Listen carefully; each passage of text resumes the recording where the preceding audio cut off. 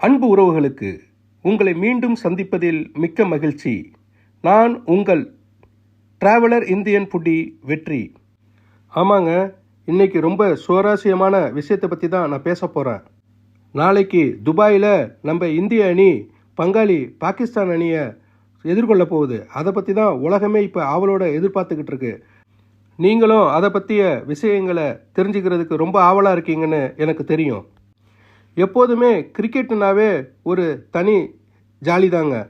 உலகத்தில் எல்லா நாடு விளையாண்டாலும், அதுவும் குறிப்பாக இந்தியா பாகிஸ்தான் மோதினா மட்டும் உலகமே இதை பற்றி ரொம்ப ஆவலாக பார்த்துக்கிட்டு இருக்கு. அது காரணம் என்னன்னு தெரியுங்களா? வீடு ரெண்டு பட்டா கூத்தாடிக்கு கொண்டாட்டம்னு சொல்லுவாங்க.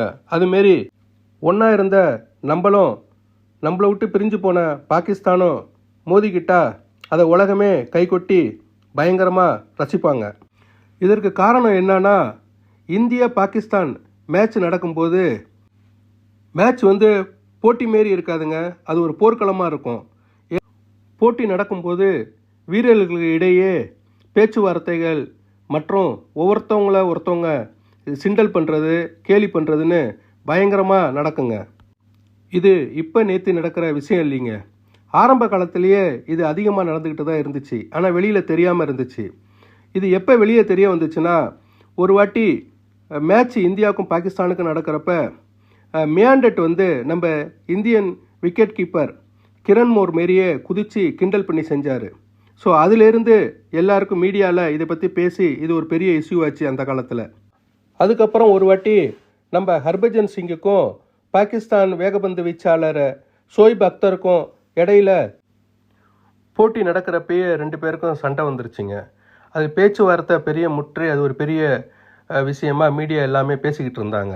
அதே போல தாங்க, ஒரு ஆள் ஒரே நாள் நைட்டில் ரொம்ப ஃபேமஸ் ஆகணும்னா இந்தியாவில் அவள் வேறு எதுவுமே செய்ய வேண்டாம். பாகிஸ்தான் அணிக்கு எதிராக பயங்கரமாக 6ம் 4மா அடித்து ஜெயிக்க வச்சுட்டா அதுவே போதுங்க. அன்னைக்கு அவர் தான் இந்தியாவோட சூப்பர் ஸ்டாரு.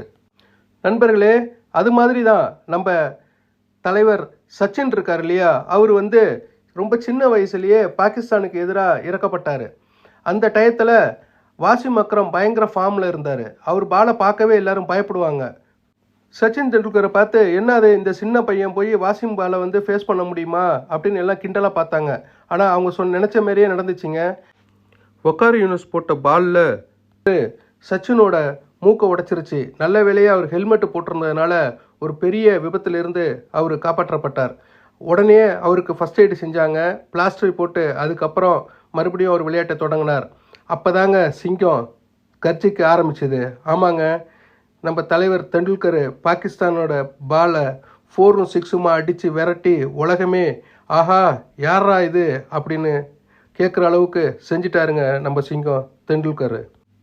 அவ்வளோதாங்க, அன்னையிலேருந்து சேர ஆரம்பித்த கூட்டம்தான் தெண்டுல்கருக்கு. அவரை அசைக்கவே முடியல, அவர் ரிட்டையர் ஆகிற வரைக்கும். எனக்கு தெரிஞ்ச வகையில் பல பேர் கிரிக்கெட் மேட்சை தெண்டுல்கர் அவுட் ஆகிட்டாருன்னா அதுக்கப்புறம் பார்க்கவே மாட்டாங்க. டிவியை ஆஃப் பண்ணிவிட்டு போயிடுவாங்க. இதெல்லாம் நடந்தது அந்த காலத்தில். சரிங்க, இப்போ சப்ஜெக்டுக்கு வருவோம். 1947 இந்தியாவும் பாகிஸ்தானும் ரெண்டாக பிரிஞ்சு போயிடுச்சு. அந்த பிரிவுக்கு அப்புறமா முதலாக டெஸ்ட் தொடர் 1952 இந்தியாவும் பாகிஸ்தானும் நேருக்கு நேர் மோதிக்கிட்டாங்க. அதில் இந்தியா 2-1 கணக்கில் போட்டியை ஜெயிச்சு அந்த தொடரை கைப்பற்றிட்டாங்க. அதுக்கப்புறம் 1978 வருஷம் இந்திய அணி பாகிஸ்தானுக்கு சுற்றுப்பயணம் போயிருந்தாங்க. அப்போ இப்போ இருக்கிற மாதிரி 50 ஓவர் மேட்ச் கிடையாதுங்க, 40 ஓவர் மட்டும்தான். அக்டோபர் மாதம் 1ஆம் தேதி 1978 முதல் மேட்ச் பாகிஸ்தானில் இருக்கிற கோட்டாங்கிற ஒரு இடத்துல நடக்குதுங்க. முதல்ல பேட்டு செஞ்ச இந்திய அணி 170 ரன்னுக்கு 7 விக்கெட்டுகளை இழக்குதுங்க. அதுக்கப்புறம் 170 ரன் எடுத்தால் வெற்றிங்கிற இதில் விளையாட தொடங்கிய பாகிஸ்தான் அணி 40 ஓவரில் 166 ரன்னுக்கு 8 விக்கெட்டுகளை இழந்து தோற்று போயிடுதுங்க. இந்த போட்டியில் இந்தியாவுடைய மொஹந்தர் அமர்நாத் ஐயா இருக்கார் இல்லையா, அவர் ஆஃப் செஞ்சுரி அடித்தாருங்க. அதோட இந்தியாவும் பாகிஸ்தானுக்கும் நடந்த முதல் ஒன்டேயில் man of the match award வாங்கியவர் நம்ம மொஹந்தர் அமர்நாத் ஐயா தாங்க. ஆனாலும் அதுக்கு அடுத்து நடந்த 2 போட்டிகளில் ரெண்டாவதா சியால்கோட்டில் நடந்த போட்டியில் வந்து பாகிஸ்தான் அணி 8 விக்கெட் வித்தியாசத்தில் ஜெயிச்சிருச்சுங்க இந்திய அணியை. 3வது மேட்ச் வந்து பாகிஸ்தானில் இருக்க சாஹிவாலில் நடந்துச்சுங்க. அந்த மேட்ச்சில் வந்து பாகிஸ்தான் ஃபாஸ்ட் பவுலர் சர்ப்ராஸ் நவாஸோட பால் வந்து முறையானது கிடையாது, அவர் தவறாக பந்து வீசுறாருன்னு சொல்லி நம்ம இந்திய கேப்டன் பிஷன் போடி ஐயா கேமை வந்து பைக்கட் பண்ணிட்டாரு. அதனால் அந்த மேட்ச் வந்து சரியான ஒரு முடிவு எடுக்காமல் பாகிஸ்தான் ஜெயிச்சதாக அறிவித்து பாகிஸ்தான் 2-1ங்கிற கணக்கில் அந்த தொடரை கைப்பற்றதாக அறிவிக்கப்பட்டதுங்க. அதன் பிறகு 1982வது வருஷம் மறுபடியும் இந்திய அணி பாகிஸ்தானுக்கு சுற்றுப்பயணம் போச்சுங்க. அதில் 3 மேட்ச் நடந்துச்சு. அது முதல் 2 மேட்ச்சில் பாகிஸ்தான் அணி ஜெயிச்சிருச்சு இந்தியாவை. டிசம்பர் மாதம் 3ஆம் தேதி குஜர்ன்வாலா அப்படிங்கிற இடத்துல நடந்த மேட்ச்சில் பாகிஸ்தான் வந்து 14 ரன் வித்தியாசத்தில் இந்தியாவை ஜெயிச்சிருச்சு. ரெண்டாவதாக நடந்த மேட்ச் வந்து டிசம்பர் 17ஆம் தேதி 1982 முல்டான்ங்கிற இடத்துல நடந்துச்சுங்க. அந்த மேட்ச்சில் பார்த்தீங்கன்னா பாகிஸ்தானை அபாரமாக விளையாடி அதுலேயும் 37 ரன் வித்தியாசத்தில் இந்திய அணியை தோக்கடிச்சிட்டாங்க. அதுக்கப்புறமா டிசம்பர் 31 நடந்த லாகூரில் ஒரு மேட்ச் நடந்துச்சுங்க. அது அருமையான மேட்ச்சு. அந்த மேட்ச்சில் இந்திய அணி அபாரமாக விளையாண்டு 18 ரனில் ஜெயிச்சிருச்சு பாகிஸ்தானை. ஸோ இதில் பார்த்தீங்கன்னா இந்த தொடரில் 3 மேட்ச்சில் வந்து ரெண்டு மேட்சை வந்து பாகிஸ்தான் ஜெயிச்சதுனால அது அந்த தொடரை கைப்பற்றிச்சிடுச்சுங்க. அதுக்கப்புறமா 1983 வந்து ஜனவரி மாதம் 21ஆம் தேதி இந்திய அணி பாகிஸ்தான் போதுங்க.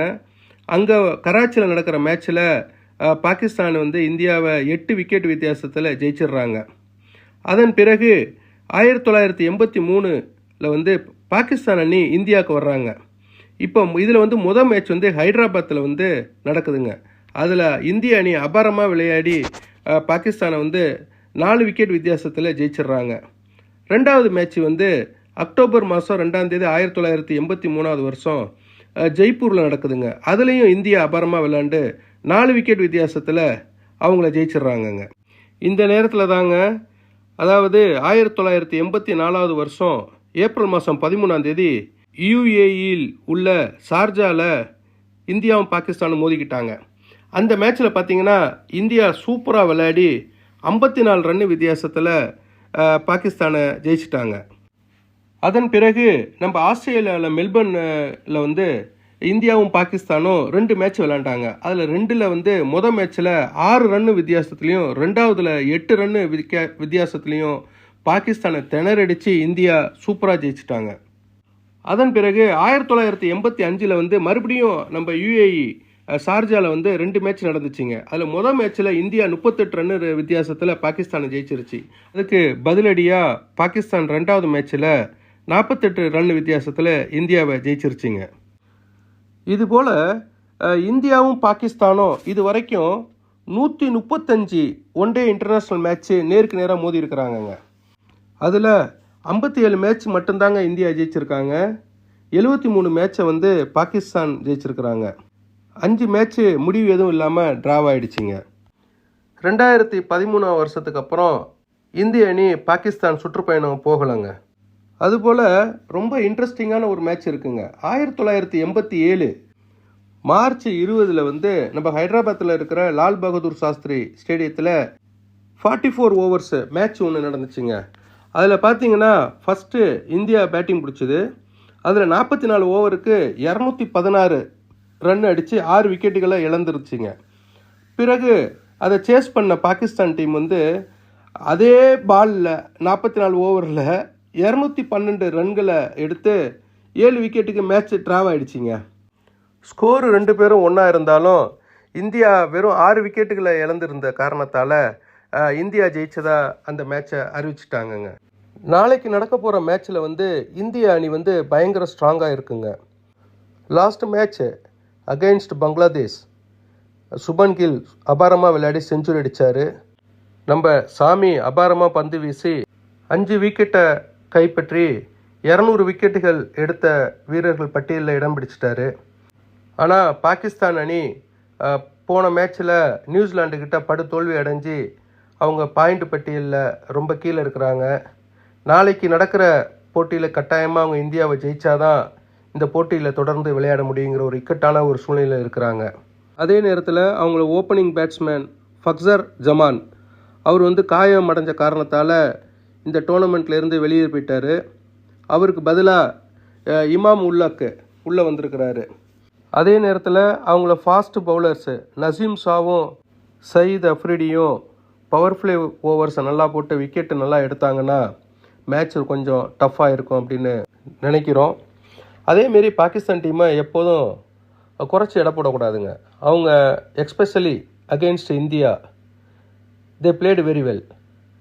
அவங்க ஃபுல் எஃபெக்ட் போடுவாங்க. எப்படி நம்மளை தோக்கடிக்கணும்னு அவங்க முயற்சி பண்ணுவாங்க. அதே நேரத்தில் இப்போ கட்டாயமாக அவங்க ஜெயிச்சாகணுங்கிற ஒரு கட்டாயத்தில் இருக்கிறதுனால நாளைக்கு நடக்க போகிற மேட்சானது பயங்கர பரபரப்பாக இருக்குன்னு நினைக்கிறோம். என்ன இருந்தாலும் நம்ம மனசு நம்ம இந்தியா தான் ஜெயிக்கணும்னு துடிக்குது இல்லையா?